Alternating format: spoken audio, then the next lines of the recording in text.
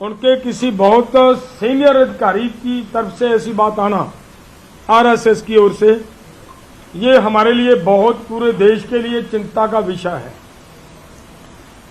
क्योंकि हम ये जानते हैं कि जिन लोगों को वो अलगाववादी या अराजकता फैलाने वालों की बात कर रहे हैं, हम आपके इस पीसी के माध्यम से इतनी बात जरूर कहना चाहेंगे कि देखिए, हमारा इतिहास है। 13 महीने तक दिल्ली के बॉर्डर पर रहे। जब वहां से आए उठकर लोग गले मिलकर रो रहे थे और इतना प्यार वहां के लोगों के साथ हुआ, और वो अब हमारे रिश्तेदारों से ज्यादा आगे होकर एक दूसरे के साथ प्यार भावना से मिलजुल रहे हैं।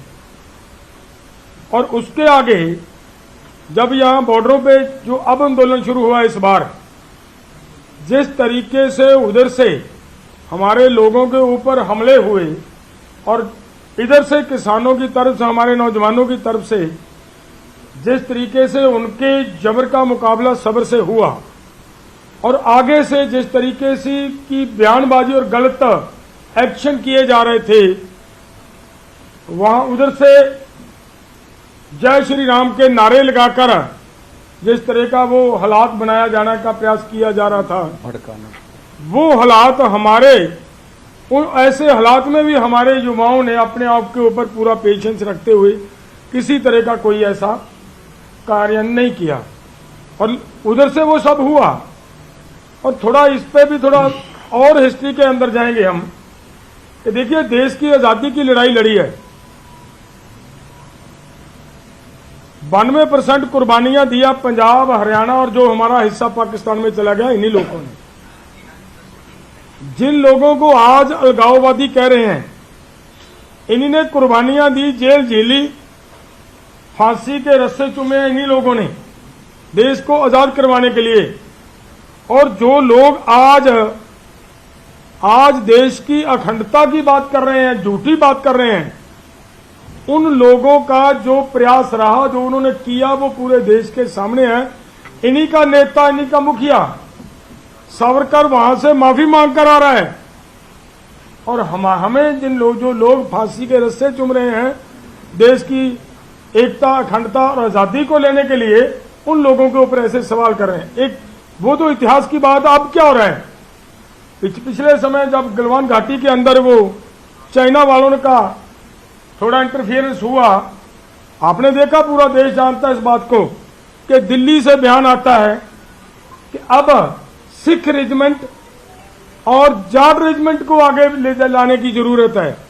तब सिख और जाट नजर आते हैं, और वहां से सिखों और जाटों ने, हमारे बच्चों ने मिलकर किस तरीके से उनका मुकाबला किया, लड़ाई लड़ी और देश की एकता को कायम रखा।